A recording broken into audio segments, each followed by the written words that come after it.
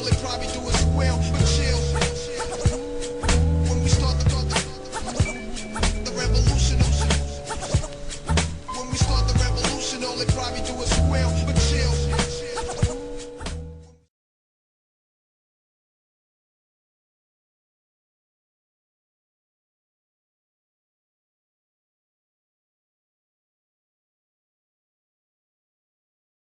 What are the white supremacists doing now? They are doing four basic things: racial showcasing, racial population tailoring, racial dislocation, and white sacrificing. And these four things are designed to produce maximum sophisticated confusion among the victims, and so far has been somewhat successful worldwide. Now I'll start with the first one. What is racial showcasing? That means taking huge numbers of black people and putting them out front. There's going to be more of this all over the planet. Many millions of black people that you will see who will be rolling in money. They'll be able to showcase the places where they live. They'll be able to showcase their knowledge and expertise. So you have television now, you have all of the mediums for doing this, for showcasing huge numbers of black people. I will say it will eventually run into the millions, so many that you won't be able to count them. Now, what is this for? This is for any black person that starts talking about racism in the future is going to be laughed at, because they're going to be able to showcase so many black people who are what you call quote-unquote successful, that it will seem that racism has been put out of business. But white supremacy is a world business, and like any other business, it works on profits and losses, which means percentages. You go into business, you expect a certain amount of loss. If you're in the grocery business, well, you might have a load of asparagus that is spoiled. But overall, you will make more profits than you have losses if you're going to stay in the business. Now, so the white supremacists know that the cost of doing the business of white supremacy is going up. They can no longer get away with Joe Louis and Lena Horne like they did years ago. They have to have many more black people who are going to be showcased. I made up this term just to explain it. You have to make up terms, because they won't make them up for you. So now that's the first phase, or one of the first elements in the maximum confusion.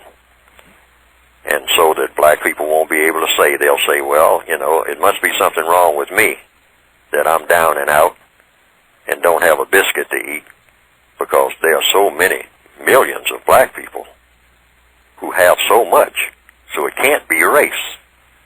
But see, for the 4 or 5 million black people who will be showcased, there will be hundreds of millions worldwide who won't have a biscuit. That's the way the business operates in the future and will be. That's the way it seems to be going according to what? The evidence, according to the logic. The other is racial population tailoring. That's number 2, meaning they're going to be killing huge numbers, either directly or indirectly, of non-white people. When I say black people, I mean, you know, non-white.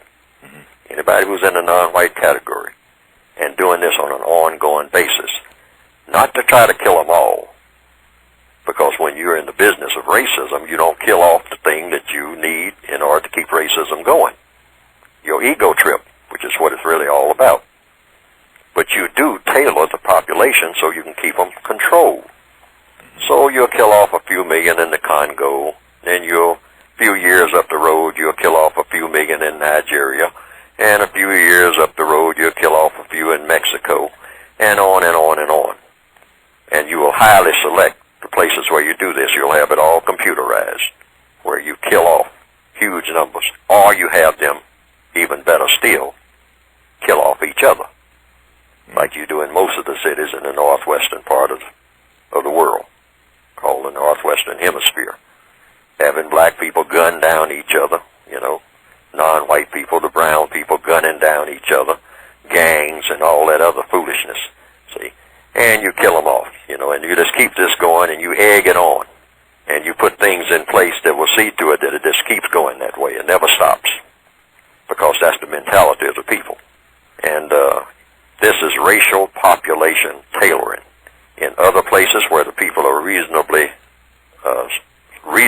sane, they don't have a tendency to kill off each other, then you do things like dry up the water, or poison the rivers, dump toxic waste. It's all kinds of ways to do that racial population tailoring.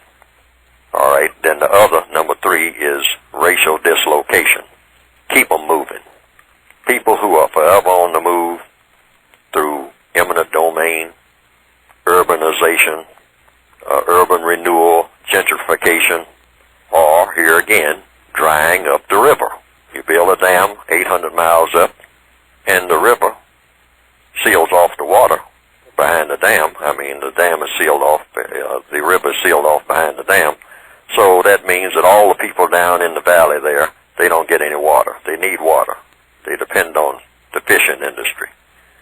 So now they have to come and work for you because there's no more water there, no more fish. And you give them minimum wage and a promise for the future as long as they look up to you. So they'll know they're completely dependent. But keep them moving. If a black person in the Northwestern Hemisphere starts getting that second-generation house, then you come through and say you got to build a highway. That's the technique. Now, these are things that you asked about how the white supremacists operate. These are the ways that they operate. The white sacrificing is the 4th. And this is, here again, all 4 of these things are for maximum sophisticated confusion among the victims. So you're not confused. You're keeping your victims confused. So you have white sacrifices, meaning it's kind of parallel to the racial showcasing. But these people in this case are white. Like in any army or any military operation, you know you're going to have some losses. So some white people are written off under the system of white supremacy. And a lot of white people are aware of this. They don't like it, but they are told that this is the cost of doing business. Just like a person who goes into the army and knows full well you might get killed. But it goes with the territory of trying to defend your bigger operation. So white sacrifices mean you'll have more and more white people on park benches, more and more white people begging on streets. They will be greatly visible. But what you won't pay attention to, because black people never pay much attention to what white people are doing, we just watch each other. See, they know that. You'll be passing millions of white people who are doing well on any city street.